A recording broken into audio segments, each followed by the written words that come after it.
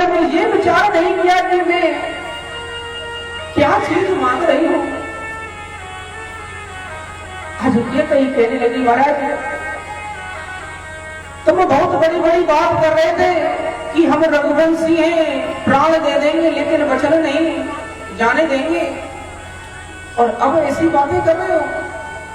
देखो महाराज, यदि तुम अब भी मना करते हो ना, तो अब भी मैं अपने वचनों को छोड़ सकती हूँ। अब भी बता दो तुमको नहीं देने हो तो मना कर दो। मैं ये सोचूंगी कि रघुवंशी सच्चे हैं ही नहीं, रघुवंशी झूठे हैं।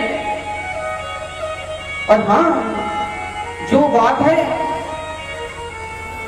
वो अभी बता दो, क्योंकि इस समय मेरे और तुम्हारे अलावा कोई नहीं है इस जगह। मैं किसी से नहीं कहूंगी कि महाराज दशरथ ने शपथ ली थी और शपथ लेने के पश्चात अपने वचनों से हट गए। महाराज दशरथ बड़े दुखी हैं। देवी, तूने राम का वनवास मांग लिया, भरत के लिए राजगद्दी मांगी, मेरे मन में बड़ी प्रसन्नता थी, लेकिन तुमने राम के लिए जो वनवास मांगा है, इससे मेरे प्राण बचेंगे नहीं। आज महाराज दशरथ कहने लगे, रानी रानी रानी आंचल पसार है कि कहीं, रानी रानी आंचल पसार कर जाले और दान भी ले राज और वनवास भी ले, मन भी ले मेरे और प्राण भी ले।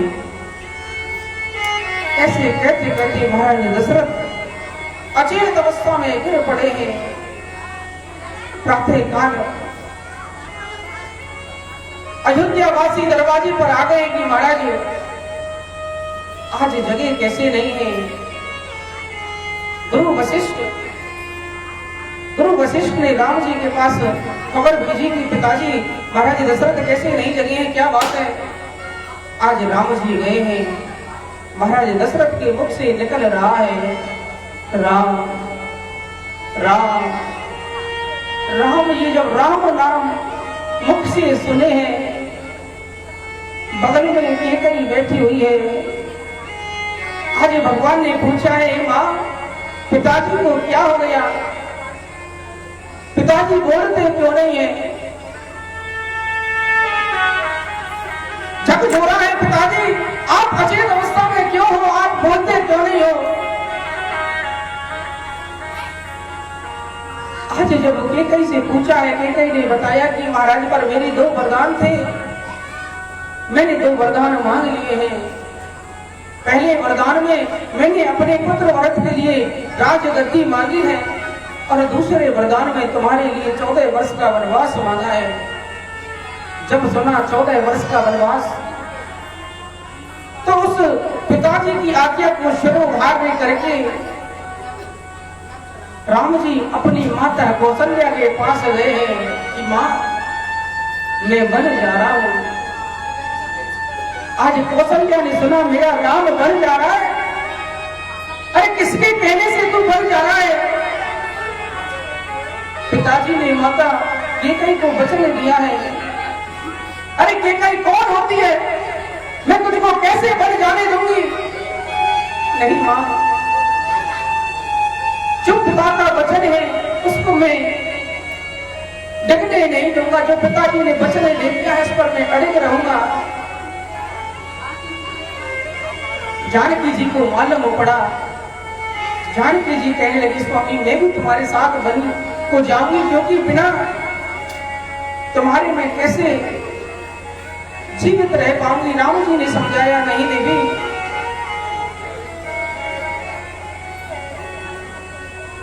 हरी मैया तुम्हारा मन ना लग रहा कथा में।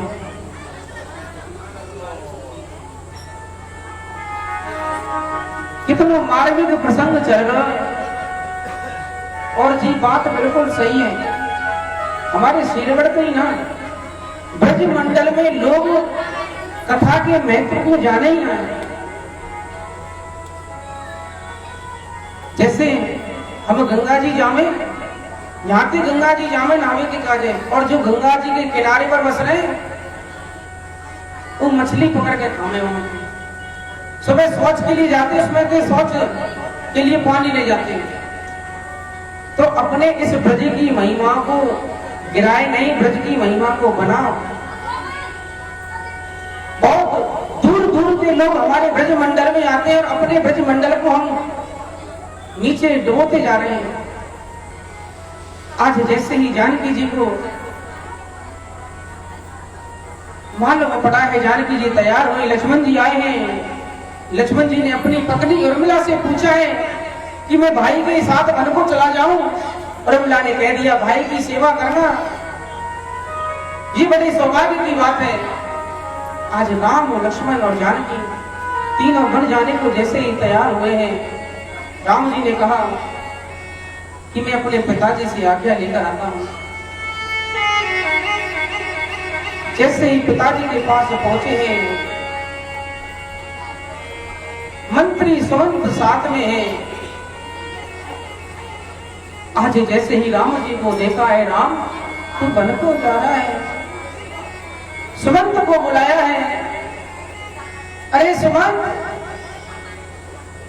देख, राम वन को जा रहा है, तू ऐसा करना, तू मेरा मंत्री नहीं, तू तो मेरा मित्र है। तू राम को थोड़ा सा जंगल दिखा करके वापस ले आना। और सीता तू जा रही है बेटी, तू कैसे वन में रह पाएगी? अरे सीता तू मत जा। आज राम जी ने कहा है, पिताजी आपने 14 वर्ष के लिए वचन मांगा है, 14 वर्ष जमाना क्या है, जल्दी खत्म हो जाएगा। एक एक दिन घटते घटते आखिर कम हो जाएगा। आप चिंता क्यों करते हैं?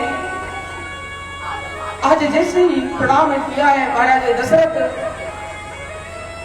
कांपने लगे। अरे राम तू रुक जा, तू वन को मत जा। राम सुमंत को बुलाया है, सुमंत तू राम को लेकर के जा रहा है, राम को थोड़ा सा वन दिखा लेना और फिर शाम तक वापस ले आना।